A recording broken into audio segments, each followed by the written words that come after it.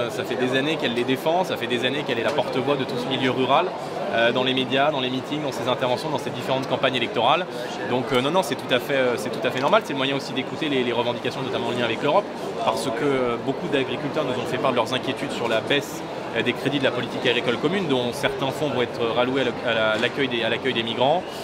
Et donc ça crée de réelles inquiétudes à l'heure où de nombreux agriculteurs n'arrivent plus à vivre de leur travail parce qu'ils sont soumis à une concurrence internationale qui est délétère, qui met nos produits en concurrence avec le monde entier, qui met les agriculteurs français en concurrence avec des agriculteurs canadiens, par exemple dans le cadre du CETA, qui sont payés 30 à 40% de moins. Et donc tout cela pose d'énormes inquiétudes. Il faut y répondre, il faut faire le patriotisme économique, il faut protéger notre agriculture.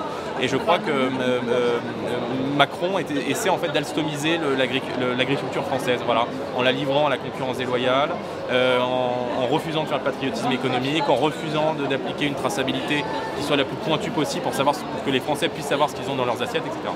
On leur répond qu'on va se battre une fois élu au Parlement européen contre la baisse des crédits de la politique agricole commune, parce qu'encore une fois c'est leur première inquiétude. On leur dit qu'on va se battre contre les traités de libre-échange qui leur sont imposés, pour défendre aussi cette exception agriculturelle. Il y a une exception en matière culturelle qui existe, nous on défend une exception en matière agricole, à savoir qu'aujourd'hui l'agriculture doit être exclue et sortie des traités de libre-échange parce qu'ils sont profondément délétères pour notre économie, pour nos agriculteurs, pour nos emplois, mais aussi pour ce qu'on a dans nos assiettes.